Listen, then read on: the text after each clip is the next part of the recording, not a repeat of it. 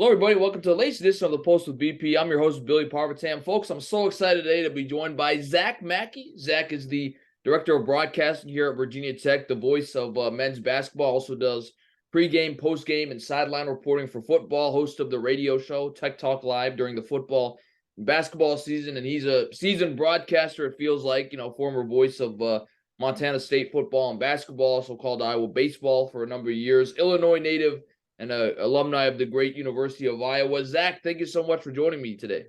Thanks, Billy. Good job. You got it all down, all the different stops here early on, but I appreciate you having me on. For sure. Well, first I wanted to ask you, what was this first year like? I mean, so many adjustments and transitions for you. You're calling football and basketball for Virginia Tech. You're moving to Blacksburg. I mean, so many factors, working with Coach Brent Pry in his first year for football and getting to work with, at the time, the defending AC champions, tournament champions in Virginia Tech and Coach Mike Young. I mean, what was this first year like for you? It's funny, Billy, because I got a little bit of everything with a first year head coach coming in. So you get that side of it, a brand new staff coming in. When you're new coming in as the radio guy, it's nice coming in with a new staff. I did the same thing at Montana State on the basketball side, not on the football side, but on the basketball side, came in with a new staff. It's nice because there's not as many of this is how we used to do it. This is, you're coming in fresh with everybody. And then I had on the other side a team that had just had tremendous success and had a way of doing things and that. So, kind of navigating both sides of it. There's no sugarcoating it. It was a tough year for football, and going around and your first season having one of the tougher years in the history of the program is not easy, especially when I joked with Bill. He basically he comes out whenever the ball's put on the tee, and then as soon as the final whistle goes, he's off, and then we have to talk about the game for an hour and a half about what just happened and how it all went down, Burnop and myself. So that was, a little challenging at times, kind of figuring out how you're going to be able to manage that and go through and find the positives. And I've always been someone that, there's when a play happens, there's two ways to look at it. Someone did a good job or someone did a bad job. And I would rather highlight the person who did a good job and someone who went out of their way. But no, I've enjoyed overall Blacksburg. I was surprised to see how small of a community it really is, Blacksburg and Christiansburg and the surrounding area. But then when there's 70,000 for a football game, or there's another 9,000 in Castle for a basketball game. I mean, the people come out and they enjoy their Virginia Tech sports, and makes it fun because you want to be at a place where people care about it and where people are engaged, and that's definitely how it is at Virginia Tech. Even when you had a season where it wasn't the result that people wanted on the football side, and wasn't the result that people ultimately wanted in the end on the basketball side either, but yet people still showed out in that. And so that's been fun. It's been nice to along the way, be able to learn a lot of the history. Burnup's, wealth of knowledge. He's been here forever. And Bill obviously has been here for a long time too. So learning from those two and being able to pick up a lot of the stuff that, I wasn't privy to beforehand and get a sense of, a lot of the history. That's been good and cool. And I've enjoyed my first year. It's crazy to think that football and basketball are already complete. Yeah, I wanted to ask you, I mean, especially for basketball and even for, Tech Talk Live, the radio show, you work with Mike Burnop, a Hokie legend, Hall of Famer at Virginia Tech. What was that relationship like? How did that start? And did it, especially for, the show and, even for your broadcast in terms of developing a chemistry, did that come quickly, or did you feel like it took a couple shows and a couple of games to really kind of find that fine tune between the two of you? I think it takes time. I think that's something over time. I mean, I was talking to Mike the other day. I said, man, I felt like those last 10 games of the basketball season, we were clicking, we were kind of joking back and forth and, could have more of a rapport. I knew when he was going to jump in. He knew when I usually, jump in when I lay out. I mean, we all have a different way of doing it. He worked with two different guys, obviously last basketball season in the middle of the year, it switched around. So he had to get used to those two and then me, and he's had a lot of changes, but he also then, reconnects with Bill, and him and Bill have done it for 26 years up at the booth. Even though they took that hiatus, they still have a good rapport between them. So, I think I thought right away, like, hey, I know that they've been doing this for a long time. They know, how each other goes, when someone's gonna, set someone up, how it goes that way. And that's something that happens over time. So I felt like that chemistry came over time in that. And, I'm really appreciative to Mike to giving me a shot because, he carries a lot of pull around here too. If he gives his backing, he knows everyone anywhere we are. There's always someone if we're at the airport traveling or something. He knows that one of the craziest parts of the whole thing, Billy, is we do the pregame show. The first hour and a half, up until a half hour before kickoff, we do it out on Beamer Way for home games, and it's like I'm doing everything. I finally said, I'm like, we're gonna have to get like security or something. The way Burnop constantly has someone coming up to him, constantly someone trying to shake his hand, talk to him. I mean, he's got 40 years of knowledge and he's got 40 years of relationships, and people want to come up and say hi to him, and they've been listening for a long time. So it's been cool working with someone who's got such a history here. And I want to go back to your time at Montana State. I was curious. I mean, obviously, calling football and basketball, that had to be a lot of fun, but you managed to juggle that with calling Iowa baseball in the summers. I mean, how did you juggle calling, obviously, games for a university like Montana State, and then in the summer going back to Iowa to call games in summer ball? Yeah, I tell you, it wasn't easy. It was one of those things I used to always I did it once during football season, I know, at Montana State, and I also did it I did it a couple of times on the Iowa side too, saying, you're listening to Iowa baseball or you're listening to Bobcat baseball, or Bobcat Hawkeye football from Learfield. Switching that up was always a little bit time, trust difficult for me at times. The big thing was, so when I started doing Iowa baseball, I started doing the entire season my junior year of college. And I just really lucked out. The guy before me, Brent Pry, had been doing it for 10 years. And then Brent got the job at Toledo. So he left and went to Toledo. It opened up a job for me. I went in, did baseball. And my first year doing Iowa baseball, they go and win the Big Ten tournament, go to the NCAA tournament. It's a great year, win the tournament for the first time in school history. We end up going, we represent USA, go to Taiwan that year, go to Hawaii. I mean, I had some great times with Iowa baseball. I loved it. And so when I go to graduate, I, always had in the back of my mind, I wanted to be able to stay at Iowa at the time. I wanted to be there. One of the few broadcasting jobs that opened up was at Montana State. These Division I jobs don't open very much. There's not a lot of movement that way. And so when I saw it, I said, yeah, I want to throw my hat in the ring. I want to have an opportunity at Montana State. So I did that. And the thing with out in Montana, anyone who's been out in Montana knows that there is no way to be able to have baseball collegiately throughout there's snow until May. So there's no way to be able to do it. And I didn't want to just do football and basketball and then, kind of have a long downtime. At that time, I wasn't full time doing that. So then I thought, I could go back and do baseball. I'm lucky that Learfield was good with it. Iowa was good with it. Montana State was good with it. And I was able to go back, stay with friends and that who I still had there staying in Iowa City. But ultimately, I did that for really 2 seasons. I did that for 2 seasons because COVID, the one season baseball got canceled as I was on my way back. And it was good. It wasn't the same as when I was there the whole year traveling, doing all that. So I kind of said in the back of my head, I want to get to a spot where I can, do football, men's basketball, be full time, be locked into a spot. And so when the Virginia Tech job came open, that was something that was appealing to me, the opportunity to be able to be in one spot and, kind of have a home base than being, so many months here, so many months here. And yeah, that's what's been good here in Blacksburg. And you called, like I've talked about, football, basketball, baseball. I'm curious, what is the most difficult sport of those three to broadcast, and how does your prep vary between the three sports? I think the most difficult sport to do is football, in my opinion. It's such a mammoth. There's so many things going on. It's the biggest broadcast every week on a campus. There's just a lot of different intricacies, the way you describe things. And I find football to be now, I think a lot of people would tell you differently. They would say different things. I've always felt that way. Baseball's come really natural to me. I played baseball growing up. I always had a sense of baseball. I think that a lot of people say baseball's the hardest one to do just because the downtime, 4-hour games, You got to be able to fill in that. I never found that as difficult. And so, yeah, I just think the bigness and trying to describe what you need to describe for football is what makes it more difficult, in my opinion.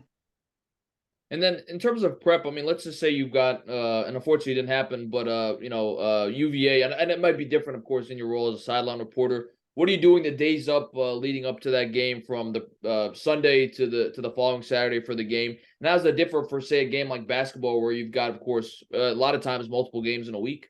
Yeah, so that's something that I've kind of refined throughout this year because this is the first time I've ever been down to the sidelines for a football season. I have always been up in the booth and in the play-by-play role, so it was kind of something I was trying to learn. In my role as director of broadcasting, I handle a lot of Bill comes in and does the football games, but I handle a lot of the logistics throughout the week, making sure everyone's there, the day-to-day, our affiliates, different things like that. So a lot of that fills up my week leading up to it, making sure travel's all set, how everyone's getting everywhere, credentials, all that stuff. But with hosting the pregame and the postgame, we do it a little bit different. We script out just about everything pregame, what we're going to talk about, how many minutes we have for every single segment, what sponsor segments we need to get to. So it's basically kind of a script that I make throughout the week. I send it to everybody. I print them off for everybody. They can kind of follow that, go down and kind of know, okay, this is where we're going to be at this time frame. This is where we need to be. In terms of my prep for, I also obviously host the coaches show like we talked about on Thursdays. So I'll have a sheet of paper basically with, I don't know, 30 questions about the game or comments or different things. I always try to over prepare that way so that, we have that opportunity to do that. The other thing is that uh, down on the sidelines, I typically try to come with a couple of stories. In the beginning of the season, I came with a couple more. Now I'm like, I'm more want to be focused on what's happening down on the field. There's different type of sideline reporters on television. They more have stories that they check off, because they can see a lot of what's happening and they're trying to get stories. On the radio side, I'm more because I know the guys and know what's happening of injuries, what coach is saying what to what player, who's coming in, what's happening down on the field. Is it, it's getting all ripped up, the grass and different things. So I didn't, by the end of the year, I kind of refined it and said, I don't need to come with these set storylines. Like I need to talk about this and this and this. More so, I'm going to spend my time trying to figure out things down on the field. What's different? Oh, it looks like, the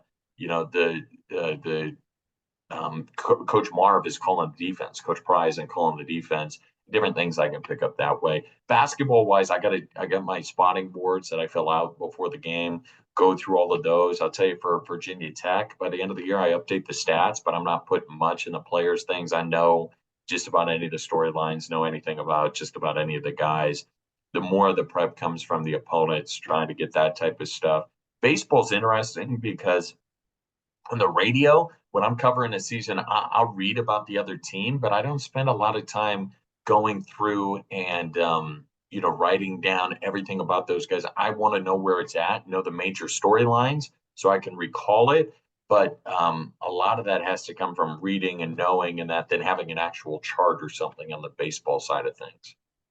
And you work with two guys, and Brent Pry and Mike Young, who really seem like not only great representatives of of Virginia Tech, but just great guys in general. I mean, I was at many of your Tech Talk live shows, and Coach Pry, any break, he's going around shaking everybody's hand who comes. Mike Young does the same thing. I mean, you know him obviously in more personal settings than the average fan. Are they really as genuine and nice as they are, one on one as they are in the public sphere?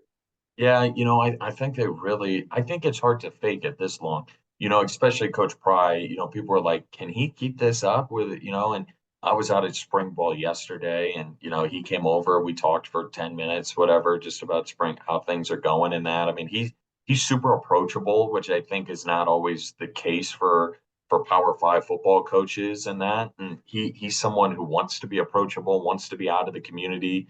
You see him at PKs. You see Coach Young at PKs after a big win too. So that type of stuff, is different than I think some of the other coaches and some of the other people that coach in especially Power Five athletics. But I think is as genuine as they come. Coach Pry does a great job of going around, and Coach Young, he's just an old, he likes to say, what, an old Virginia boy who's just, happy to be here at Virginia Tech and get an opportunity to be able to coach the Hokies. And I'm curious, Zach, what did you think about this past season for basketball? I mean, we knew with football, Coach Pry, you've got to give him a few years to really hit the ground running. It was probably going to be a growing year, but basketball, it might be the most weird season I think many of us following Virginia Tech can remember. They started 11-1. This is after winning the AC tournament last year. You kind of feel like they're in rhythm. A lot of these guys are growing and getting good experience. And then they had kind of that bad stretch when Hunter Couture went down over the holidays and into January. To be fair, I mean, they lost a lot of these close one possession games, unfortunately, so they didn't get the breaks early on. And then just weren't able to really replicate that success in the AC tournament, which we knew it was going to be kind of hard to replicate what happened last year. I mean, even for you covering the team, at times were you like, man, it's just kind of shocking how we've kind of really experienced the ebbs and flows of this season.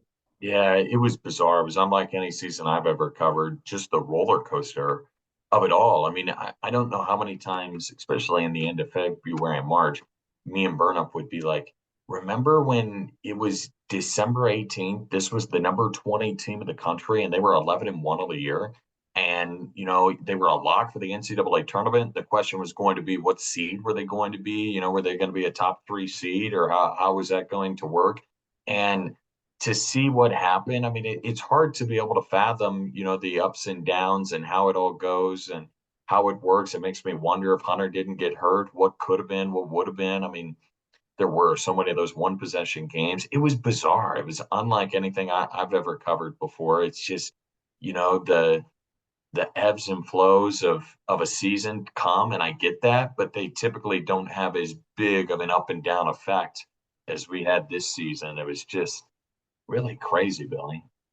And it's speaking of obviously now you're in the off season. I mean, what are you doing now? I mean, obviously you're still working with the AC network. You have a full-time job, of course, as the director of radio broadcasting. Maybe you can go into that because I think a lot of people just think you call the games, but there's a lot of work behind the scenes that you have to do to obviously develop relationships with all of our radio affiliates. So what's kind of the off season, quote unquote, like for you? Obviously you're still calling AC network games, but what are you kind of doing the day to day? Is it more structured than you say would be during a football or a basketball season?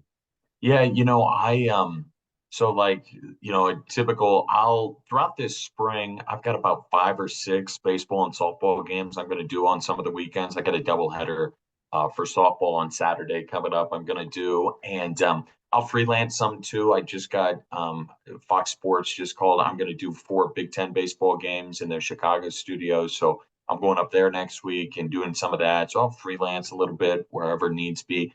But for the most part, I'm in the office. It's a nice time for me to be able to get reset, get things. I mean, I was the other week, the last 2 weeks, I had been, at my place for an entire, like, from that I woke up there and I went to bed there for 2 nights out of the last 2 weeks. I mean, it's just been crazy with all the craziness back and forth and figuring it out with the NIT and everything. So it's nice to be able to get some of that time in the off season. A lot of our play right now, we're in spring ball for football, so I'm doing a lot of interviews at practice and getting different guys content wise, going around to practice, just showing my face more than anything, being around practice. We're also working on our spring game. I just got those plans finalized and everything. Some of it's budgeting. We're trying to get our equipment for next season and some of the new things that we need and how we're going to budget. I'm going to get going on travel too. Travel for football next year is going to be a little bit more heavy than what it was this year, more flights and different things. So we're going to try to get on that here soon. We have about 55 radio affiliates throughout the state and surrounding area. About half of those, I would say, about 25 of them are up for renewal. So I'll go ahead and get those contracts together and meet with those people, make sure that we can have them back and be able to use them. We've been working on a little bit of a content plan right now for women's basketball with them in the NIT and I'm sorry, with them in the Sweet 16 and an opportunity to go to the Final Four. What we're going to do if they're competing for a national championship or a Final Four, because we got to be able to prepare for that. Something that hasn't been done here. We're also, continuing to try to make sure we have all our games filled. Softball we're broadcasting this year. Baseball we're broadcasting, trying to get those make sure we've got somebody while Evan's gone and different things like that, and getting everyone signed up for next year and that. So it's yeah, it's a nice time. It's definitely a slower pace than in the season and that. And we I've got stuff to be able to do. I know people are like, what's the radio guy do in the off season? What are you doing around? I'm like, there's enough things. A lot of it too. I got to clean up my office and the back area and where we keep all the radio stuff, trying to get that all done, because just things that kind of go by the wayside in season, and that an opportunity to be able to catch up on some of that.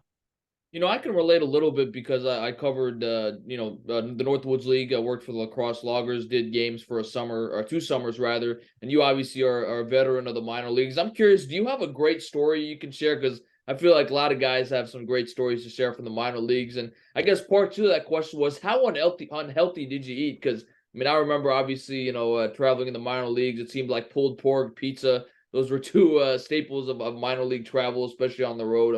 What are kind of some of your great memories that you can remember coming up in minor league baseball? Yeah, so my thing is I love my summers. I love my summers. I'm at the lake. I'm on the boat, something like that. I like having summers kind of flexible, like that way. So I always did college baseball. I never actually did an actual season of minor league baseball. I stayed more the college route. Now I did do college wooden bat down in Chillicothe, Missouri. And that was an experience unlike any I've ever had in my life. I'll just tell you that much. It's one of those, I went out and grinded because I wanted an opportunity to be able to get the Iowa baseball job. And ultimately, I got that job, later that summer. So it paid off in my mind that way. But I can remember one, we had a small bus. I don't know how we got it. And all the equipment was in the back of the bus. It closed in a door, and then everyone was on the bus. The two coaches and two of the players were in a truck behind us, and we were driving down to St. Joe, Missouri, and we were playing at a game. And we get there, and some of the bags had fallen on the door, and the door wouldn't open, so you couldn't get any of the bags or anything out. And they were trying, could not get it, and they had to call a locksmith, and he had to come, and he somehow picked it, got the lock undone, got all the bags out. The game was delayed a little bit, but stuff like that, that's just kind of craziness. We had so many travel mishaps and different things. When you're trying to fly into Bozeman, Montana throughout the winter months, you're going to be pushed around and moved different spots. We had some, crazy different travel. Going to the FCS national title game last year for Montana State, we got delayed by 12 hours sitting at the airport, trying to get out. There was something wrong with the plane. There's always those travel craziness and different things. Luckily, I should knock on wood, we were pretty easy this year with travel. Me and Burnop had one connection down to Miami. We missed the connection from Roanoke to Charlotte, but they have so many planes going there. We were able to get on another one 45 minutes later. So we had a pretty easy travel year this year with so many driving trips for football and with not too many delays. Luckily, I say that we're going to get pounded with a whole bunch next year, but yeah, it's a different life. The broadcasting lifestyle is different. On the road, going around, you're trying to cut your teeth, trying to get an opportunity, and it's different than a lot of the other fields. I know in college, uh, two of my roommates are accountants. Two of my other roommates are dentists, and they have very different fields where they knew what they were going to do. The accountants got out of school and they had right away, they had opportunities, at making good money as accountants. Like my other two roommates go to dental school. They become dentists. It's different than the broadcasting, and that's something that people who aren't involved in it don't always get.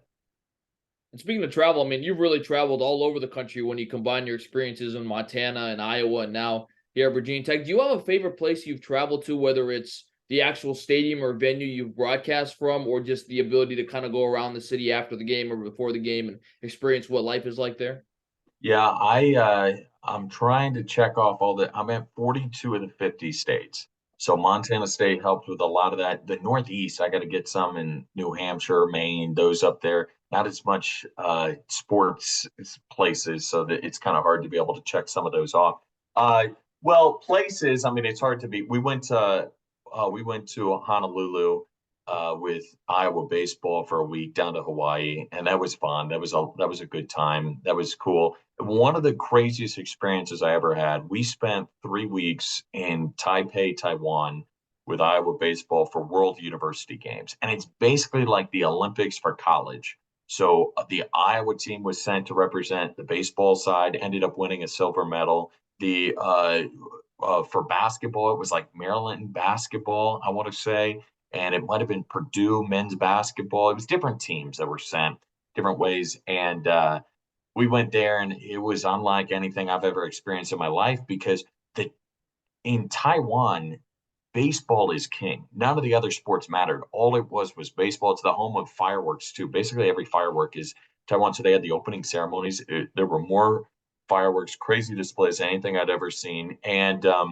they feel anyone in the media from the United States is like the Today Show. It's like Matt Lauer. So they're like they have security, whatever. When I walked through the stadium, it was unlike anything I've ever experienced. But I've been fortunate to get to see a lot of places and go around a lot of towns. When it comes to arenas and different places like that, I mean, it's hard to beat Cameron Indoor, just the history of it all, I think. Whenever we went there, I was just like, man, how 17 Final Fours hanging in the rafters, like that's amazing. That is incredible. So that was cool. I mean, I enjoy whenever we go down to Miami. Just we went down an extra day early, enjoyed the sunshine. It's a great kind of pick me up in the middle of the season and that get some sun down there. So I really enjoyed that trip too.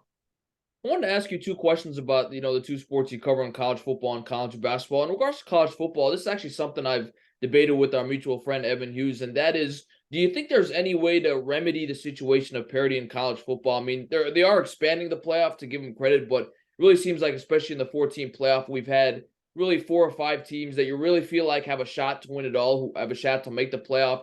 And then other schools, even reputable ones like Virginia Tech, are kind of on the outside looking in. Do you think there's a way to remedy that? Because that's in a way, that's always why I've kind of enjoyed the NFL in a lot of ways more than college because, the league is built for 8-8. You've got repeat, really no repeat champion in the last 20 years. Parity is just rampant all over the league. Whereas college football, you love the environments, you love going to the games. But I think for a lot of those fans that may be on the fence looking in, not hardcore fans, it's like, well, we don't really have a chance. We really feel like to compete for a championship by our teams. I mean, do you understand that? And do you think there's a way to remedy the situation? Yeah, there's no question. I think there's levels. There's levels to it. There's only so many teams out there right now that can actually compete and win a national title. And that list is smaller than what people will admit and probably like to admit, but there's probably 10 teams in America right now that I would say are set up to be able to win the national title. Now, it can turn in a hurry though, but I don't think people last year would have said that TCU was one of those teams maybe that could compete for a national title. That's where I think the transfer portal and NIL is evening the field in college athletics. Because one, the transfer portal, people can go anywhere, obviously, now, and you can get some of those people from group of five to come up to the power five. The other thing is NIL, there's only so much money to go around. So you have to have an NIL base, but not everyone's going to go to Alabama if they're only making, if they're the 12th guy on the totem pole and they're making 100,000 when they come to Virginia Tech and they're making, I don't, I'm just throwing random numbers out there, but and they're making 500,000, then that's gonna, I think, even out the field that way. I think we see it this year it's coming closer in women's college basketball. For the first time, I think, in 25 years, two number one seeds lost before getting to the Sweet 16. That's never happened. The parity is getting closer and closer. In college basketball, all we've heard this year was there's not that dominant team. Everyone can be able to, play and have a shot for a national championship. Who knows who's going to win it? But I think that's with the transfer portal and the NIL is kind of saying, okay, we're going to be able to get these guys from, like Grant Basile from Wright State. It's easy for him to get in the portal and go. And we're also not going to get it stacked on one side. Granted, people still want to play for winners and they still want to, get an opportunity there. But NIL makes it, a little bit easier to move it all around, I think. And with college basketball, I'm curious, do you think the tournament should expand? I mean, I think I saw one of the teams that made the CBI, saying, I think it would have been nice if we see the tournament expand. Unlike, college football, a lot of the mid-majors get represented. With 68 teams, you really feel like every year there's at least one or two or even three teams that make a run at a Sweet 16, maybe even Elite Eight. But is that something you've ever given thought to? Like, I know it's a lot with 68 teams, but man, maybe we could even expand it even further and include more teams. Yeah, that's interesting. It's a tough conversation because I don't believe that if you're the number one team of the country, you should have to play more than 5 games in, the course of 2.5 weeks to win a national championship. But I also see how difficult it is to be able to get into that tournament. And a lot of that's because, I mean, I've seen both sides of it because I've been on the mid-major side where you're Montana State, you're a one bid league, you're only getting in if you win your league. And Montana State won it the year I was there, so got to go to the tournament. I've also seen it where you're a 5 big lead like the ACC, and you're one of those teams. Okay, are we better than some of those teams that got in? And really, what makes the tournament is when FDU beats Purdue, and that's the type of stuff that builds it up in that. So I personally don't think it should expand because I think if it expands, then what are you going to do? You're going to play 7 games over the course of 3 weeks. I mean, that makes it tough on those teams that are in the top half, and I don't want to see them taking away those automatic bids because I want those teams. That was.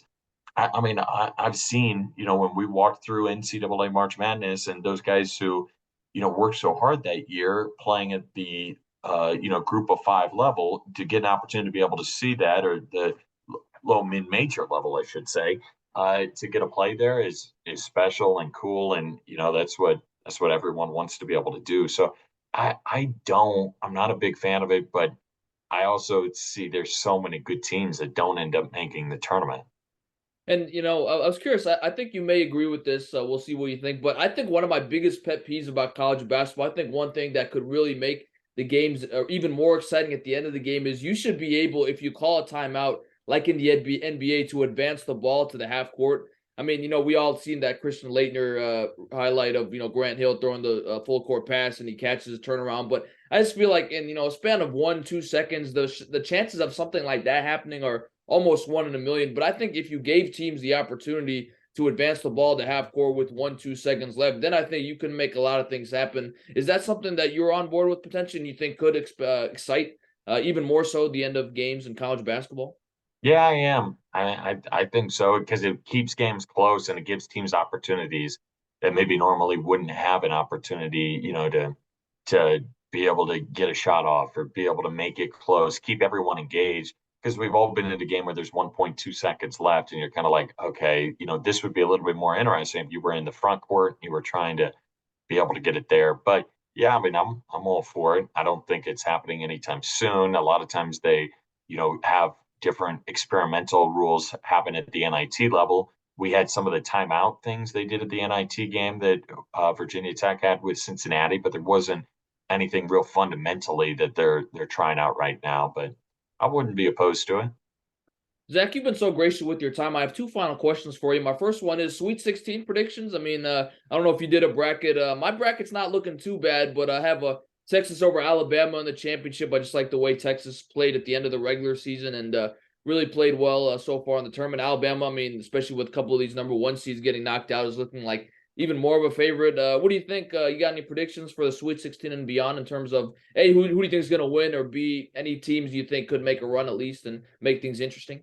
It's funny, Billy, because this year when I was filling out the bracket, I said to myself, I was like, okay, I've seen 9 of these teams play live that Virginia Tech has played or in the ACC. So I said I've got a better understanding this year than I ever have of the tournament and who's good, who's not. And I'm in last place in our work one, and I'm in last place in my family one. My sister's killing it right now, but so I'm probably not the best person to ask, but I have in my bracket Houston winning it.